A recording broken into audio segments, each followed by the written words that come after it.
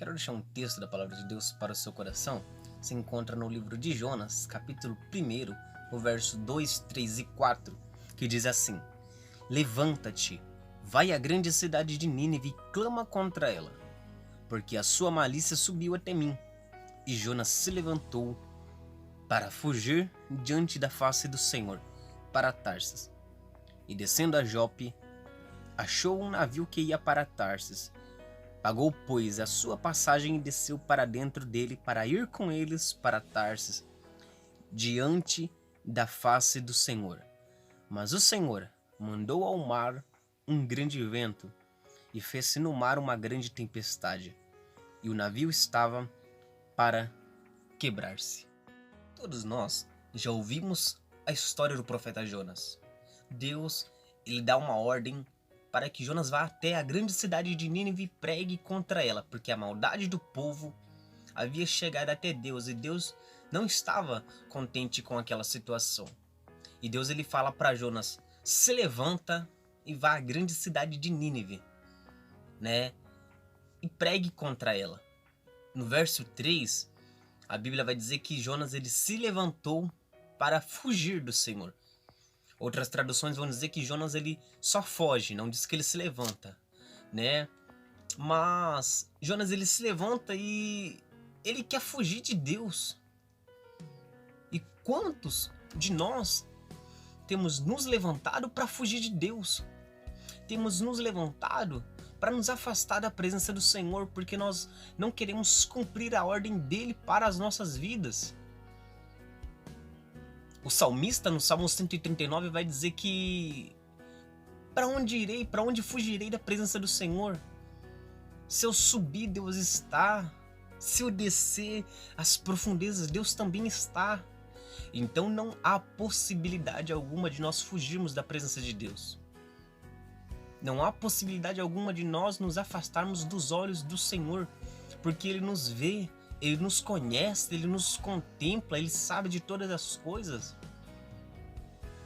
E nós conseguimos perceber, olhando para a Bíblia, que Jonas, ele foge da presença de Deus, ele não cumpre de primeiro momento a vontade de Deus, porque ele sabia que se ele fosse até Nínive e pregasse, o povo iria ouvir a sua mensagem, iria se arrepender e iria se converter a Deus, né?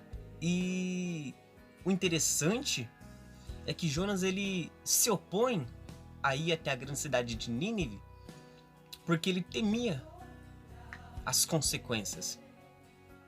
Ele sabia que a sua mensagem iria produzir efeito. E muitas vezes, eu e você não queremos ouvir a voz de Deus, não queremos obedecer a voz de Deus, porque nós tememos as consequências, sejam elas positivas ou sejam elas negativas. E a grande verdade é que Jonas, ele é um dos profetas talvez mais estranhos. Como assim? Explicando melhor. Porque a sua mensagem ela produziu efeito tanto diretamente como indiretamente. A gente vê que Jonas ele faz todo o possível para que a sua missão fracasse. Jonas ele era um homem de espírito indignado.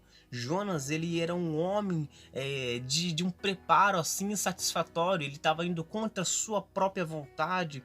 Jonas ele era um homem de um sermão difícil de se pregar. E ele se opõe a obedecer à voz de Deus. Porém, mesmo com todas essas oposições, ele é um homem que prega e a sua mensagem tem um sucesso tremendo. E a gente consegue entender, olhando para a palavra de Deus, que em todo tempo ali, o centro daquela história não é o grande peixe, não é Jonas o centro, mas o centro de tudo aquilo é Deus. Deus é o centro. Por quê? Por que Deus é o centro? Porque é Deus que manda Jonas ir até Nínive e pregar lá. É Deus que manda uma tempestade atrás de Jonas. É Deus que envia um peixe para engolir Jonas. É Deus que dá ordem ao peixe para que traga Jonas novamente. E é Deus que perdoa Nínive. Ou seja, Deus em todo tempo, em toda época, em toda história, Deus está no centro de todas as coisas. Deus está no centro. É Deus que vê, é Deus que guarda, é Deus que nos protege, é Deus que nos livra, é Deus que nos olha. Entendeu? E saiba você que Deus ainda é capaz de mandar, de ordenar a um grande peixe para nos engolir, se nós resolvermos fugir da sua vontade, se nós resolvermos fugir do chamado dele para as nossas vidas. Ainda que passe 10, 20, 30, 50 anos, nós ainda teremos que cumprir a ordem de Deus para as nossas vidas. Então, não faça como Jonas.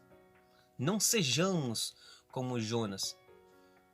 Que nós não venhamos ter que sofrer tantas consequências da nossa desobediência, só para entender que é necessário cumprir a ordem de Deus.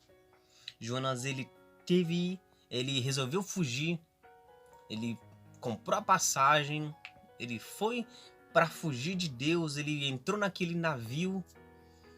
As pessoas que estavam ali naquele navio com ele sofreram as consequências da sua desobediência.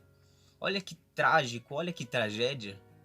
Outras pessoas tiveram que pagar o preço da desobediência de Jonas. Mas que ao inverso disso, que ao inverso de Jonas, nós venhamos ouvir a voz de Deus e executar a ordem divina para as nossas vidas. Então, continue firme, continue obedecendo a voz de Deus. Ele é o centro de todas as coisas. Fique na paz do Senhor.